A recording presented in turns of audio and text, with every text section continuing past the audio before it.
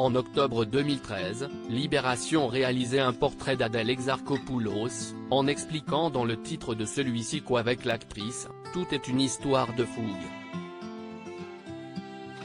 Presque 10 ans plus tard, CIST, un mot qui semble toujours bel et bien lui correspondre.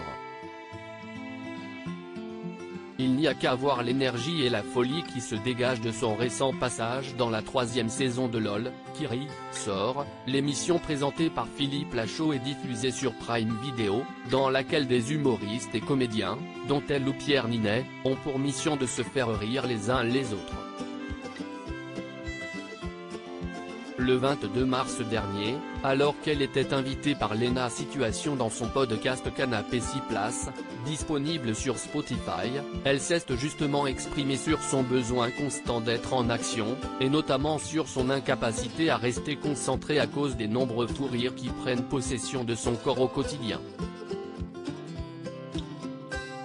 J'ai 4 ans et demi, a-t-elle reconnu avec beaucoup d'autodérision, avant d'expliquer que CIST un problème qu'elle ne rencontre non pas qu'avec ses amis ou chez elle, mais aussi sur les nombreux tournages qu'elle peut être amenée à faire.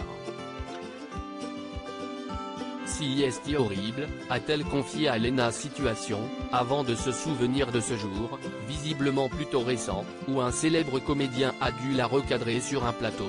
Je me suis fait gronder par François Cluzet la dernière fois. Je lui ai dit: tu sais que mon père ne m'a jamais parlé comme tu m'as parlé. Il m'a dit: tu arrêtes maintenant. Le cadre, CIST important, une folie qui pourrait peut-être s'expliquer par le fait que son père et sa mère l'ont toujours laissé vivre sa vie comme elle l'entendait, sans lui donner de contraintes. Ils m'ont laissé beaucoup de liberté. Celle d'être qui je suis, de sortir tard, de travailler vite, quitter vite la maison. Révélait-elle récemment dans une longue interview accordée à Psychologie. Une déclaration qui n'est en aucun cas un reproche à ses parents. Alors oui, ils ont sans doute fait des erreurs, mais ils ont fait de leur mieux. Et ce mieux, c'était vraiment bien pour moi. Cela dit, elle compte bel et bien se servir de cette expérience pour ne pas donner autant de liberté à son fils Ismaël, né en 2017 de son histoire d'amour avec le rappeur Dooms. Le cadre, CIST important. Moi, j'ai longtemps testé les limites, celles du raisonnable et de la patience, ajoutait-elle lors de cet entretien.